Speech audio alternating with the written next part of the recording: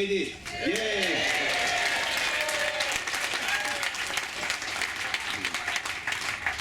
For everybody that woke up early, thank you very much for coming. Yes, I mean, the whole crew, everybody came in together, you know, where people probably wake up since 2 o'clock in the morning to get food prepared for the ones that were going to the room service was on call, just to make sure we have a to the lunch. Yeah, our deck team, and of course we just sleep until late and just go out without the zodiacs and go out. So you know, we are the lazy bums. I just wanted to go briefly to some of the stops we've done. I had several questions regarding if you would receive something or you could find some place where we have been actually in the trip, since we have been, we already don't give you an itinerary and then we change it all. So we change it every day one time to another. So what I will do right now is just show the map with the stops and the sequence we've done. And if you like to see this in more detail, those white iPads have access to the yellow brick tracker site for Seabourn the expeditions, and there you'll find the names and you'll see the actual track of the ship. So that's something that you can do print at home, or you can copy the names if you like. I mean, you can just print the whole thing as a scrapbook and use that information. There are some pictures there that will be taken from the staff. So it's a good resource. Then if you have that address, even when you get back home, you can use that as a resource, and it will show you also the future trip, so you'll know that yours was the best of the whole season. All right, let's go to the map. If we can have the lights down here, this will require a little bit more darkness. And here we have, of course, our general map: South America, Drake Passage, Antarctic Peninsula, the Antarctic Peninsula. And we started our first change of a schedule going to Yankee Harbor. So these are the South Shetland Islands. We came here through the Nelson Strait and we stopped in Yankee Harbor.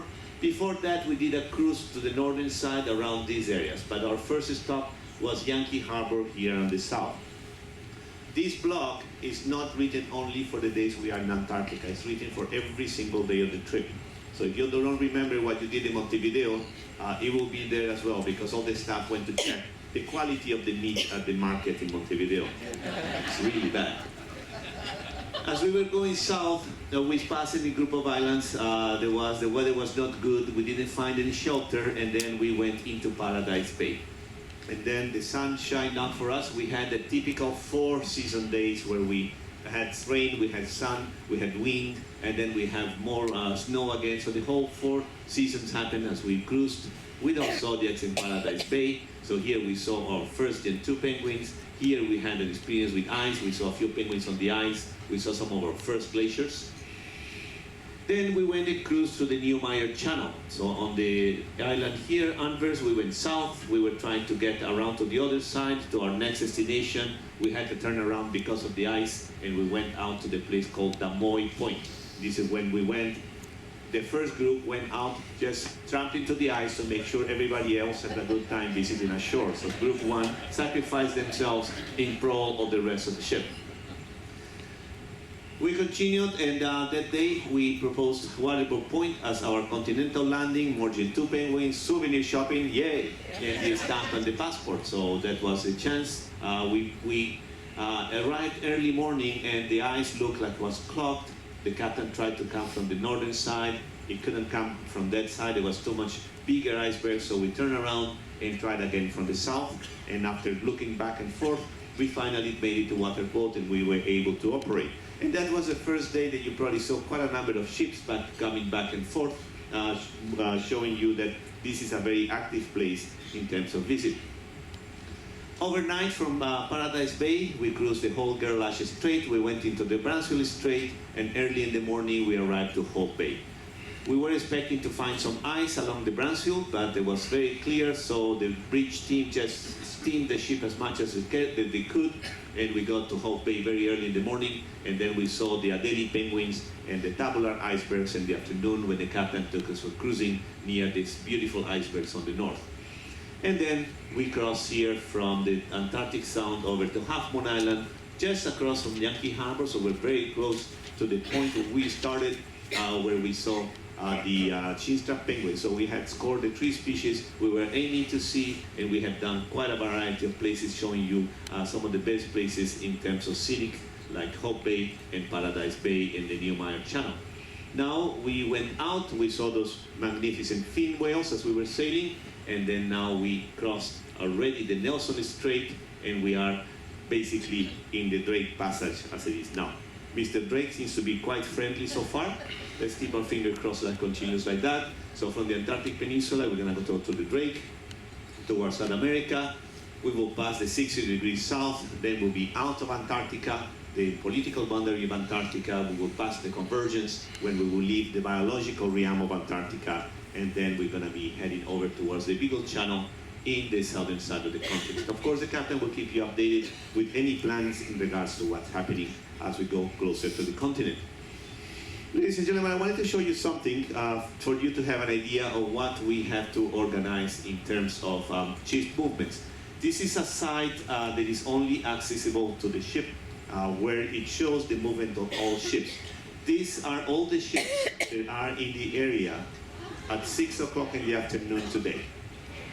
This is us as we are leaving towards to King George, the Silver Explorer that was here, 2 ships coming down, 1 ship here in Elephant Island, 1 ship around Deception Island, 1, 2, 3, 4, 5, 6. We were very fortunate there were only 3 ships down there because that gave us options to go to different places. And right now here there are 2 ships operating in the Antarctic Sound.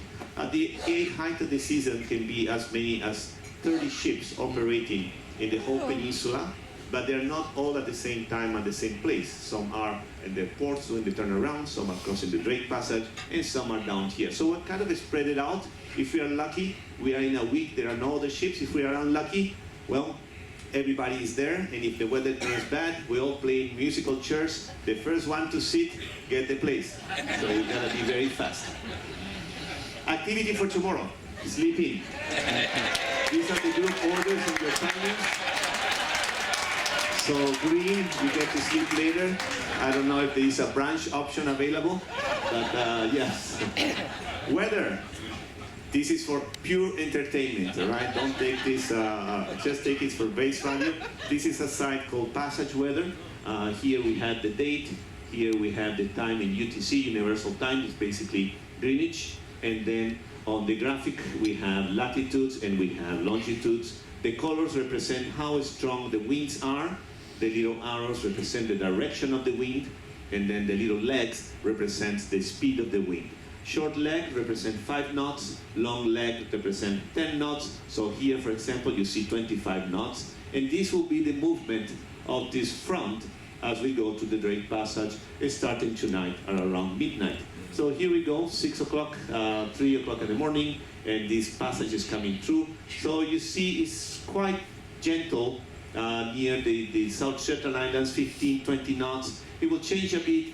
But basically, we don't have any of this red stuff that we had on the Falkland Islands when we were coming south. So our passage to the Drake, yeah, don't quote me on that. We start shaking, and the captain said, secure your belongings. You know what's coming up. So this is the wind for our passage. Hopefully we make it to Ushuaia with some nice weather, and we can enjoy our time out there. Ladies and gentlemen, this is kind of the last opportunity that I have the microphone to address you as a group. And I'd like to leave you with, it's not exactly a poem, it's a short quotation from a very famous author from Uruguay. His name is Eduardo Galeano. He was a political activist in the times of the military dictatorships in South America. That's very famous, wrote several beautiful poems and prose. And it is something that I think relates very well to how I feel about what we, as expedition staff, do when you come here to visit Antarctica. So this small prose is called The Usefulness of Art. I had to translate it from Spanish, so please forgive me if some words sound a little bit odd. Diego didn't know the ocean. His father Santiago took him to discover it. They traveled south. There the ocean was waiting, behind the high hills. After a long walk, the boy and the father reached the sand dunes, and the ocean exploded before their eyes. And it was such immensity and brightness that the boy was speechless with its beauty. And when the boy recovered his voice, trembling and stammering, begged his father, "Please help me to see." I hope the expedition staff has been able to help you see what we see in Antarctica. Thank you very much.